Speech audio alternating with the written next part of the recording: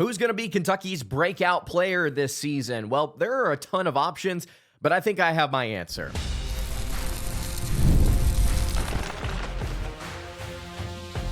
You are Locked On Kentucky, your daily podcast on the Kentucky Wildcats, part of the Locked On Podcast Network, your team every day. All right, what's going on, Big Blue Nation? Welcome on into Locked On Kentucky, your daily Kentucky Wildcats podcast. I'm your host, Lance Dawe, and on today's episode of Locked On Kentucky, we're going to go over 3 different potential breakout players for the Kentucky Wildcats this season. I've got my answer. Let me know what yours is in the comments below. This should be pretty fun. Today's episode is brought to you by FanDuel. Right now, new customers can bet just $5, and if their bet wins, they'll get $300 in bonus bets to use across the app. Download the app today. Thank you guys so much for making Locked On Kentucky your first listen every single day. Want to remind everyone out there that we are free and available on all platforms. If you're watching on YouTube, I would greatly appreciate it if you subscribe to the show. And if you are listening on podcast, I would also appreciate it if you subscribed there as well. All right, so without further ado, let's just go ahead and get into it. So Kentucky, I think, has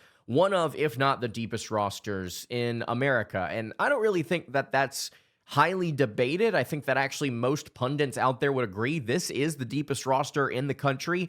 And that leaves, I think, a lot of opportunity for breakout stars to emerge. And there could be multiple. Who knows? Kentucky could have several guys that are not necessarily known commodities to the college basketball world explode onto the scene this season. And maybe we end up seeing that. But as of today, what I plan on doing is I'm going to give you 3 different candidates. I'm going to start with my pick for breakout player of the year for Kentucky basketball. And I'm going to give you 2 other players that I think really could step into that role. Now, your player might be different. Your player might be a freshman. Your player might be another transfer portal guy. Your player might be somebody that's already on the roster. But for me, this year, I think that Kam Williams is going to be Kentucky's breakout star. I said this, I think, 2 episodes ago whenever we sat down with Isaac Shade, host of the Locked On College Basketball podcast, to talk about what Kentucky's roster was going to look like this season. And he and I agree, like, there are so many different ways that you could go with this, but Kam, for me, I think statistically fits the mold. And then whenever you think about what he's going to be doing within this Mark Pope offense, I think that you really start to put together how a breakout season could emerge. Now, reports coming out of practice are saying that Kam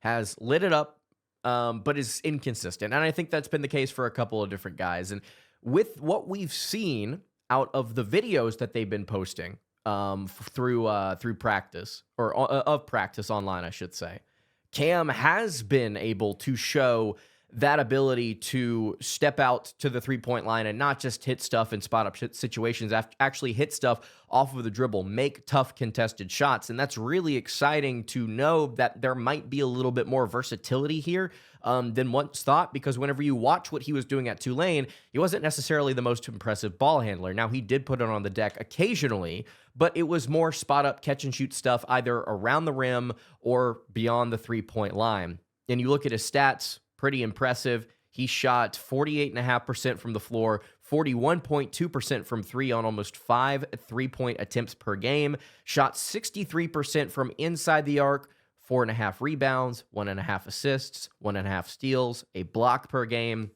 Very impressive season as a freshman at Tulane as a 6'8" guard. He's got the size. I think he's got the athleticism. He's got the ability to spray it from deep. There's no reason why he should not fit into this Mark Pope offense and plug and play perfectly. I mean, perfectly. Whether he's coming off the bench or whether or not he's starting, it doesn't matter. I think this kid at the 3 will do wonders for the Wildcats.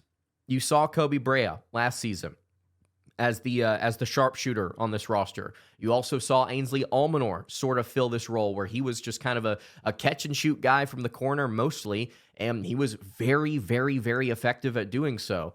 I think that Kam will have, again, like I mentioned, a little bit more of a versatile role in this offense and with this team. And I also think defensively, he can bring you a lot more than what either of those guys did. I'm not necessarily telling you that he's the best defender in the world, but I think that he will be able. He actually, interestingly enough, he had a higher defensive box plus minus than he did offensive box plus minus as a player at Tulane, which is really impressive considering what his offensive stats are. But I think he's going to be able to add a little bit more to the plate. At least I think so. Now, do you see the efficiency take a dip? I think so. Like I think that he's probably going to come down to somewhere between 37 to 39% from deep. I think that's where he's probably going to land this season. And that's fine. That's absolutely fine. But I think that you will see him step up to the SEC scene and score 8 to 12 points a game with this incredibly balanced rotation, knocking down shots from beyond the arc, being efficient at the rim, and showcasing why some believe he is a legitimate NBA talent. I think you're going to see him break out and actually get some legitimate notice here in college basketball. And who knows, maybe he declares for the draft and maybe he's gone. Maybe he stays for another season. I would expect him to. I'd expect him to come back for another year. And then he's a very integral part of what you want to do with next year's team, as we've been building up to it over the last few weeks, talking about recruiting and Jalen Lowe and how important this next roster could be with guys like Rippey and Holt and Christian Collins, who we're going to talk about here in a couple of episodes. There's a lot that can be changed here depending on how some of these players perform. And I think Cam is one of them. The future of this program, I think, isn't wholly dependent on how Kam Williams plays this year. But if he breaks out, man, and if he's a really, really good player at the three, which I expect him to be, you feel really good about where you're at in 2026, 2027. I expect him to be very good for the Wildcats this season, to break out and showcase that he was not a fluke in 1 year as a freshman at Tulane. All right, so that's the case for Kam Williams. Let me know what you think in the comments below. Do you think it's going to be somebody else? We're going to get to two other candidates here, Collin Chandler and Denzel Aberdeen. We'll talk about why those cats could possibly break out for Kentucky this year. Before we do that, though, I want to tell you guys about our friends over at DoorDash. It's almost the weekend, and it's time to look back and crown this week's MVP on Who Delivered, powered by DoorDash. Just like you can win every Saturday with DoorDash Streaks, saving more every time you order, these players delivered when it mattered most. Let's break it down. For Kentucky, I think that Mark Pope, as mentioned on yesterday's show, delivered in a big way. He has been all over social media talking about how excited he is for this year. You see in the highlight videos just how passionate and energetic and just real he is. It's a very real version of him, and I absolutely love that he is this fired up and this in love with what Kentucky basketball is. It's no hesitation, no delay. He is delivering every single day, and if you've been watching week after week, again, you know that this is not a fluke. He is on a streak, and just like Mark Pope delivers for Kentucky, DoorDash delivers for your Saturdays. With DoorDash Streaks, you can save every Saturday you order. You can stack it up all season, and you can save up to $250, including $100 in DoorDash credits. Order this Saturday and keep the streak alive. Fuel your game day only with DoorDash. Terms apply. Promo period through November 18th. All right, continuing along here on today's episode of Locked On Kentucky. So we talked about Kam Williams, about how he can be a breakout player for the Wildcats this season. Let's now shift our focus to somebody that I think a lot of you are probably going to fall in love with as a potential breakout player, because he is, I think, to the college basketball world, way less of a known commodity because he only averaged 2.7 points per game a season ago. And then also on top of that, didn't really play a ton until late in the season. And that is Collin Chandler, the former four-star guard, one of the highest-rated recruits in the country in the 2022 recruiting class, went on that 2-year mission. He is now back, had to knock the rust off a little bit last season, and he was getting better and better and better as the season was wrapping up. 2.7 points, 1 rebound, less than an assist per game, 0.7 steals per game. He was shooting 36% from the floor, 34.7% from three, and 39% from inside the arc. The shooting numbers are not the most impressive here. And so you may say, if you're just a casual observer who's not going to look at like the context of how last season ended, you might say, okay, what exactly is there to buy into here? This is a recruit that has not really been playing or hasn't been playing for 3 years. Since high school, didn't really get a ton of run, only 10 minutes a game, and he wasn't very efficient during that time period. So why should we care? Well, you have to look at the very end of last year. In the final 7 games of the season, So that includes the final 2 of the regular season, the 2 in the SEC tournament, and the 3 in the NCAA tournament. Collin Chandler shot 52.2% from 3. He shot 12 of 23. Now, he shot 1 of 8 inside the arc. I think he got fouled quite a bit, and it just simply was not called. I think that Travis Perry and Collin Chandler were getting pushed around inside the arc, and fouls were just simply not called, and it was very annoying to watch. He was averaging 6.3 points, 1.7 rebounds per game, over an assist, and still 0.7 steals per game, while again shooting 52.2% from 3. I don't think that he's going to be shooting over 50% this year, but what I can tell you is, according to practice reports and according to just anybody with eyes to see online, Collin Chandler is a very capable shooter, and he's not just a capable shooter, he is a very capable scorer. Did you see that reverse dunk that he had on social media earlier today? Beautiful stuff from the 6'5" sophomore, who's again still kind of knocking off the rust here, but I think that he showcased the ability to be a legitimate scorer in this offense towards the end of last season. Kentucky has tried to mold him into more of a legitimate two-way guard this offseason. They've been pressuring him, trying to get him to work on his ball handling a little bit more. They're trying to get him mold him into more of a leader, which it sounds like he's stepping into that. I'm really excited to see what Collin Chandler could be. I think there's a great case here to make that Collin Chandler could be Kentucky's hands down breakout player, because he might end up starting. Who knows? Aberdeen might come off the bench. Chandler might start instead. And you have a really, really lethal 1 through 3 with Chandler being able to spray it from deep, Dawe being able to drive and finish at the rim with physicality, and Lowe being able to score in a variety of ways, but more importantly, being able to dish out to those guys alongside the rest of the 5. There are 5, I guess. It's 2 other guys that would be on the floor alongside Dawe and Chandler. But I am fired up to know that we've got at least 2 different players here that could step up off the bench and be a legitimate breakout player because of how they can score the ball in a variety of ways. Chandler and Kam, those 2 guys, I think they're going to be really good for Kentucky, and I think that there's a case to be made for both of them to possibly be breakout players. Only 2.7 points. I think he can ratchet it up to 7, 8, 9 points, possibly even more if he ends up being a starter and gets a good chunk of minutes. Chandler is going to be a legitimate part of this rotation. He's also a pretty solid defender. I might add, at least off ball. He did some impressive things for the Wildcats this past season. I'm actually trying to pull up he had a 3.2 defensive box plus minus. His offensive box plus minus was negative 2.6, but he was doing some things on the defensive end, at least towards the end of the year. Chandler is absolutely a breakout candidate, possibly for Kentucky this year. So we've talked about Kam Williams. We've talked about Collin Chandler. Let's get to Denzel Aberdeen here. I'm going to give the whole spiel again, which I know some of you guys might not be that fired up about, but some of you haven't heard my take on Denzel Aberdeen. We're going to dive into it here in just a little bit. Before we do that, though, I want to tell you guys about our friends over at Mazda. Mazda crafts cars for those who do more than simply move.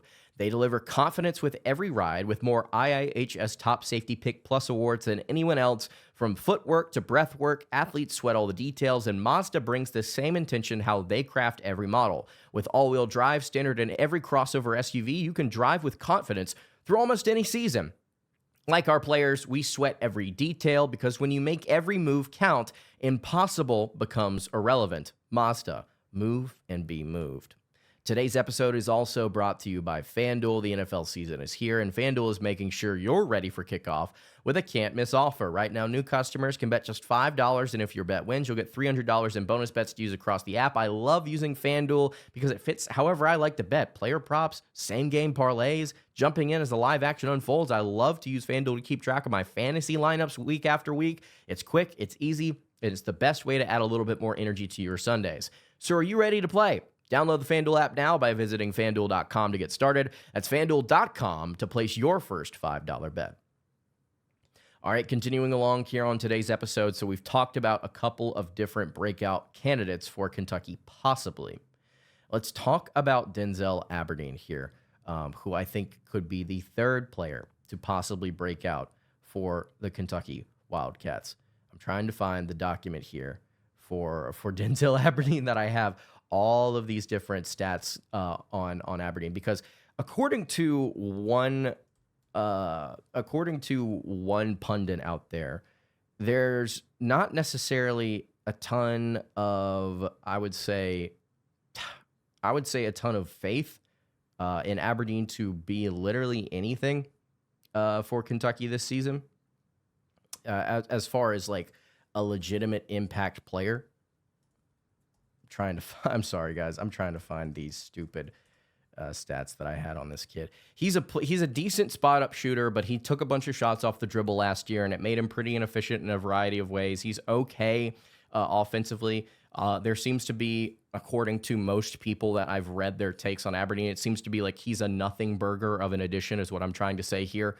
And I just don't think that's the case. I think that Aberdeen is going to be one of the more important additions to this roster, because everybody wants to make a deal about, well, how much does championship experience matter? It's not necessarily about the championship experience. It's the fact that he's been playing in this league. Excuse me, almost sneezed. Excuse me, for 3 seasons now. And last year, at 7.7 points per game, shooting 42% from the floor, 35% from 3, almost 2 rebounds, 1.5 assists per game, half a steal per contest as well. You know, I think that he can be a better player than that in this Mark Pope offense. Now, is he going to be getting more than 20 minutes a game like he did last year at Florida? No. I think that he's probably going to hover around 20, 22 maybe. But I think that his efficiency can rise. And so therefore, I think that he'll see a jump from 7.7 points to probably 10 plus. And he's going to be a legitimate part of this rotation. Spot up opportunities is what I continue to harp on. He's going to be more, I think it's not necessarily a more rigid offense, but I think in terms of how Mark Pope is asking his play, or what type of shots Mark Pope is asking his players to take, I think it's going to give Aberdeen an opportunity to get more open looks, or just get easier looks, I should say. He's not going to be shooting so much off the dribble, and you're going to find him in the corners quite a bit. You're going to find him on the wing open, I think, a decent amount, and I think he's going to be able to hit. He's a decent free throw shooter, which I think is indicative of the fact that he can spray it from 3. He's, again, a 4th-year senior, and he's playing now up to going on his 4th year in this league. I think that Aberdeen can be a legitimate scorer and more efficient player than he was a season ago. Serviceable defender. I think that he'll be fine there. I think the Wildcats made a great add in him in terms of his experience, in terms of the upside here, with what he's able to do efficiency-wise, possibly with this team. I think that he's my 3rd candidate. I've talked about how he could be a really, really good player for Kentucky this season. So let me know what your candidates are, I should say, in the comments below. And that's going to do it for today's episode of Locked On Kentucky. You can follow the show on Twitter at Locked On UK. Follow me on Twitter at @LanceDawe_, and follow the show over on Instagram. That is at Kentucky Podcast. Any questions, comments, concerns, you can leave those comments below. You can hit me on the socials. I will see you all tomorrow for another episode of Locked On Kentucky. Hope you guys have a great rest of your day, and God bless.